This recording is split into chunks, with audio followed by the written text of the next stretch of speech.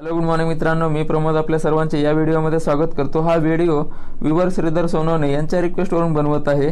त्यांची रिक्वेस्ट अशी होती की वर्बच्या आयएनजी फॉर्मचा वाक्यात वापर कसा केला जातो आणि काय म्हणून केला जातो हे समजायला थोडा अवघड आहे, याच्यावरती एक व्हिडिओ बनवा।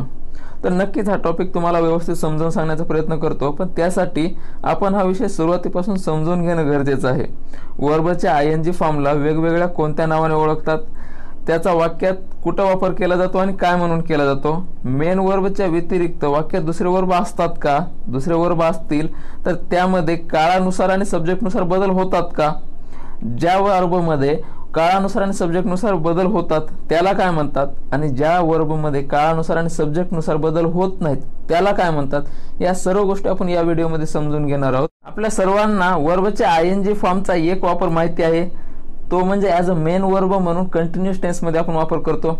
एखादी गोष्ट सुरू आहे, सुरू होती किंवा सुरू असणार आहे हे दाखवण्यासाठी आपण त्याचा वापर करतो। त्याच्यासाठी आपण वाक्य बघूया।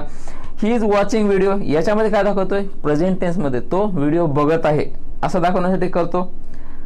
दुसरा पास्ट टेन्समध्ये ही वॉज वॉचिंग व्हिडिओ म्हणजे तो व्हिडिओ बघत होता, आणि फ्युचर टेन्समध्ये तो व्हिडिओ बघत असणार आहे, he will be watching video. अशा पद्धतीने आपण एक वापर तर आपल्याला माहिती। याच्या व्यतिरिक्त वर्बच्या आयएनजी फॉर्मचा अजून कुठे वापर केला जातो का, केला जातो तर कसा केला जातो आणि काय म्हणून केला जातो हे आपण हे बघूया।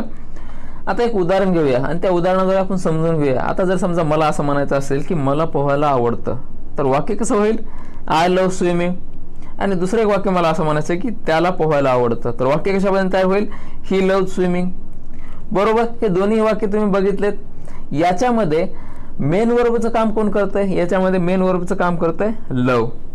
बरोबर, या दोन वाक्यापैकी पहिलं वाक्य बघा, पहिलं वाक्य काय आपलं, आय लव्ह स्विमिंग। बरोबर, याच्यामध्ये हे जे लव आहे, लवला याच्यामध्ये यस किंवा यस प्रत्यय लागलेला आहे का, नाही लागला। पण दुसरं वाक्य जे आहे तर वाक्य काय आहे, ही लव्ह स्विमिंग, याच्यामध्ये लव याला यस प्रत्यय लागलेला आहे। बरोबर, मग असं का, कारण की आपला सब्जेक्ट चेंज झालाय।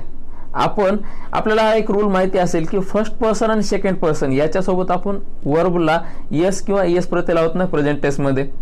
जसं की आय, वी, यू या सब्जेक्ट सोबत आपण यस किंवा यस प्रत्यय लावत नाही। मग केव्हा यस किंवा यस प्रत्यय लावतो, तर थर्ड पर्सन सिंग्युलर असेल किंवा एखाद्या व्यक्तीचं नाव असेल त्यावेळेस आपण वर्बला यस किंवा यस प्रत्यय लावतो प्रेझेंट टेन्समध्ये। बरोबर, पण या दोन्ही वाक्यामध्ये ज्यावेळेस आपण स्विमिंग हा शब्द वापरलेला आहे, वर्बचा आयएनजीचा फॉर्म वापरला, त्याच्यामध्ये काय बदल झालाय का, सब्जेक्ट चेंज केल्याने याच्यामध्ये काय बदल झालाय का, स्विमिंग या शब्दामध्ये नाही बदल झाला।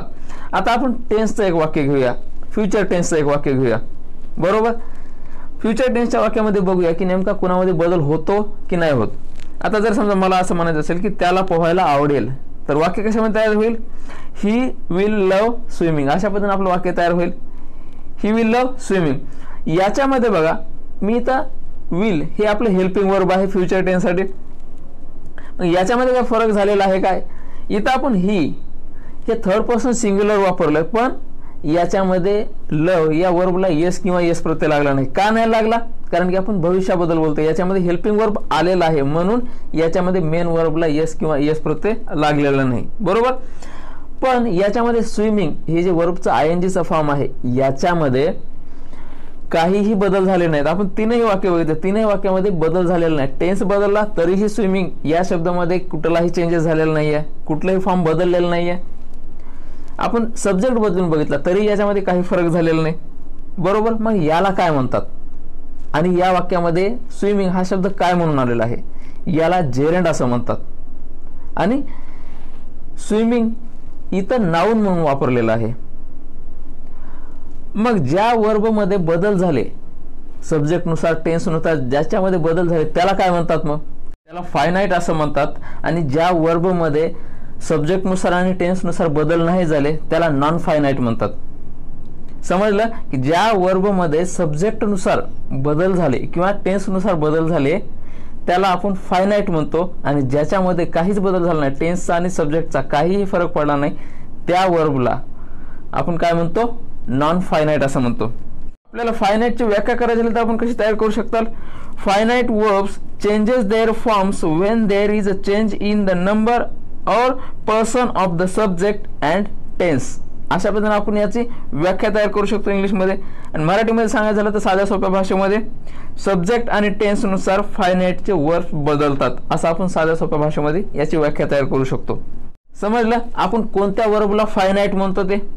या फायनाईटमध्ये सब्जेक्ट आणि वर्ब हे ॲग्रीमेंट असतं. सब्जेक्टनुसार वर्ब चेंज होत असतो, टेन्सनुसार वर्ब चेंज होत असतो. आणि याच्या विरुद्धच नॉन फायनाईटमध्ये कुठल्याही पद्धतीचं सब्जेक्ट वर्ब ॲग्रीमेंट नसतं. कोणताही टेन्स चेंज झाला तरीही याच्यामध्ये जे ॲज अ नॉन फायनाईट म्हणून शब्द आलेला आहे त्याच्यामध्ये काहीही चेंजेस होत नाहीत. टेन्स बदलत किंवा सब्जेक्ट बदलू काहीही चेंजेस होत नाहीत. मग नॉन फायनाईटमध्ये जे शब्द वापरले जातात ते शब्द वर्बचेच फॉर्म असतात. ING फॉर्म असतील किंवा 2+ वर्ब असेल, 2+ वर्बचं बेस फॉर्म असेल, यालाच आपण नॉन फायनाईट म्हणून ओळखलं जातो. पण याच्यामध्ये वाक्यामध्ये त्याचा वापर काय म्हणून केला जातो, त्याच्या वाक्यामध्ये वापर केला जातो as a adjective, as a noun, as a adverb म्हणून याचा वापर केला जातो. आपण बघूया नॉन फायनाईटचे किती प्रकार पडतात. नॉन फायनाईटचे 3 प्रकार पडतात. 3 प्रकार कोणते कोणते आहेत, जेरेंड, इन्फिनिटिव्ज आणि पार्टिसिपल्स. जेरेंड कोणत्या फॉर्मला म्हणलं जातं, वर्ब प्लस ING, याला जेरेंड म्हणलं जातं. मग याचा वापर वाक्यामध्ये कसा करायचा आणि काय म्हणून केला जातो हे आपण बघणार आहोत. त्याच्यानंतर इन्फिनिटिव्ज कोणत्या शब्दाला म्हणतो आपण, कोणत्या वर्बला इन्फिनिटिव्ज म्हणतो, ज्याच्यासोबत 2+ वर्बचं बेस फॉर्म असतं त्याला आपण इन्फिनिटिव्ज म्हणतो. मग याचाही वापर आपण बघणार आहोत. त्याचा वाक्यामध्ये वापर कुठं होतो, कसा होतो, याही गोष्टी आपण बघणार आहोत. आणि त्याच्यानंतर पार्टिसिपल्स काय आहेत, त्याचे प्रकार किती आहेत आणि त्याचा वाक्यामध्ये वापर कसा केला जातो, या सर्व गोष्टी आपण पुढच्या व्हिडिओमध्ये बघणार आहोत. या 3ही प्रकारावरती जेरेंड, इन्फिनिटिव्ह आणि पार्टिसिपल्स या 3ही प्रकारावरती एक व्हिडिओ मी वेगळा बनवून टाकणार आहे.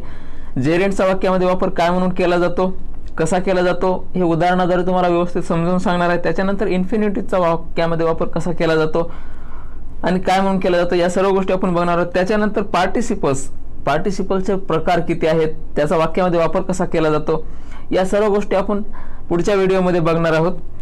आणि जर समजा तुम्हाला या व्हिडिओमध्ये काही समजलं नसेल, काही कन्फ्युजन असेल तर तुम्ही मला कमेंट करून सांगा, म्हणजे पुढच्या व्हिडिओमध्ये मी ते विषय क्लिअर करेल. तुमचा जे काही डाऊट असेल ते क्लिअर करेल. चला तर मग अशाच पद्धतीने प्रॅक्टिस करत राहा. पुन्हा भेटूया पुढच्या व्हिडिओमध्ये. Good bye.